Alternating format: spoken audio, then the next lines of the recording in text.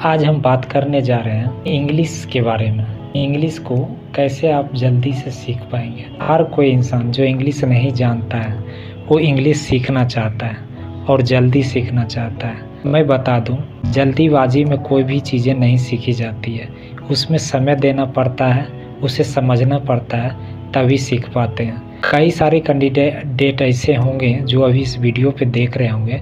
कुछ कैंडिडेट कई सालों से सीख रहे होंगे, कुछ कैंडिडेट जो है कुछ महीनों से सीख रहे होंगे और कुछ कैंडिडेट जो है अभी नए शुरुआत कर रहे होंगे। तो सबसे पहले स्टार्टिंग में क्या होता है, 2 से 4 दिन हम बहुत ज़्यादा समय देते हैं, उसके बाद आगे हम कुछ चीज़ों को कम कर देते हैं। फिर कुछ दिन के बाद पता चलता है आप नहीं सीख पाते हैं तो उस चीज़ को छोड़ देते हैं, गिव अप कर देते हैं। तो ये चीज़ें नहीं करनी है।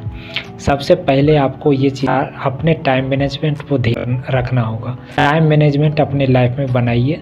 कोई भी चीज़ें सीख रहे हैं तो जैसे आप इंग्लिश सीख रहे हैं तो 6 डे का टाइम मैनेजमेंट भी बनाइए 7 डे में, और 1 दिन की छुट्टी रखिए। टाइम मैनेजमेंट बनाने के बाद आप देखिए जो आप डेली लाइफ में इस चीज़ के लिए कितना घंटे आप डेली दे पाएंगे। हर दिन अगर 1 घंटा निकाल पा रहे हैं तो आप 1 घंटा ही दीजिए। उसके बाद आप कीजिए, सबसे पहले आप लिसनिंग कीजिए। लिसनिंग करने के बाद वो आ जाता है रीडिंग करना। रीडिंग करने के बाद आ जाता है राइटिंग के बाद आता है स्पीकिंग। ये 4 चीज़ें इंग्लिश सीखने के लिए बहुत ही ज़रूरी है और कंसिस्टेंसी के साथ। 1 घंटा अगर डेली दे पा रहे हैं आप तो उसके लिए 15 मिनट दीजिए लिसनिंग का, 15 मिनट रीडिंग का दीजिए, 15 मिनट राइटिंग का और 15 मिनट स्पीकिंग का। ये चीज़ें आपको ध्यान रखनी है। उसके बाद आ जाता है बेनिफिट इसका क्या है।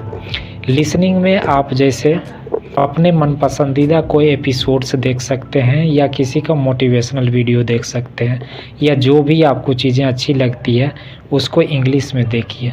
इंग्लिश में देखने से क्या होता है, आप अपना मन पसंदीदा चीज़ जब इंग्लिश में देखते हैं तो आपको उसको समझते बहुत तेज़ी से हैं, तो समझने का प्रयास जो है आपका आसान लगता है और उस चीज़ को अच्छे से आप समझ भी पाते हैं। तो इसलिए आपको जो है कोई भी एपिसोड्स देखना है, न्यूज़ देखना है, तो ये सारी चीज़ें आपको करना है।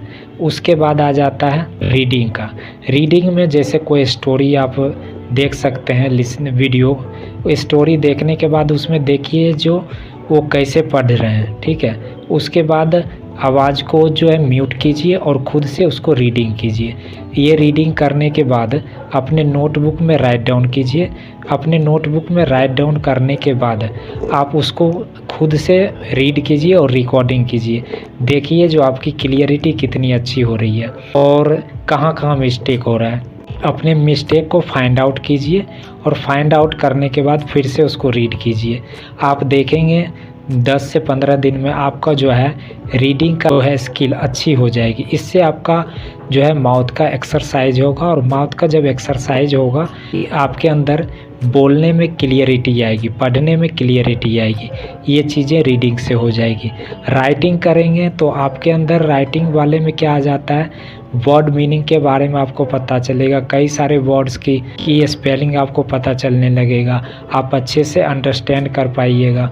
तो ये सारी चीज़ें आ जाता है राइटिंग में, तो राइटिंग भी ज़रूरी है। उसके बाद आता है स्पीकिंग। स्पीकिंग में शुरुआत आप छोटे सेंटेंस से करें।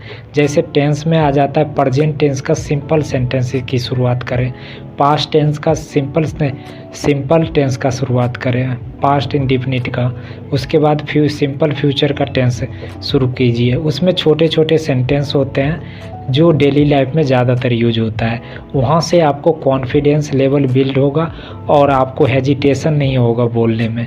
तो ये चीज़ें आपको करनी है शुरुआत में, और उसकी प्रैक्टिस अपने डेली लाइफ में जहाँ वो चीज़ें बोलने पड़े वो ज़रूर बोलिए। और छोटे सेंटेंस रहेगा तो आपको डर नहीं रहेगा कि गलती हो जाएगी, तो आप कॉन्फिडेंट के साथ बोल पाइएगा।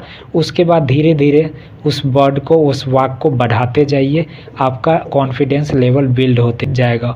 और कंसिस्टेंसी बरकरार रखना है, कम से कम 6 महीना तक ये कीजिए। आपको 1 महीना होने के बाद खुद ब खुद मालूम हो जाएगा जो आप कहाँ पर तक पहुँच चुके हैं। ये वीडियो कैसा लगा इसका फीडबैक ज़रूर दीजिएगा। Thank you so much.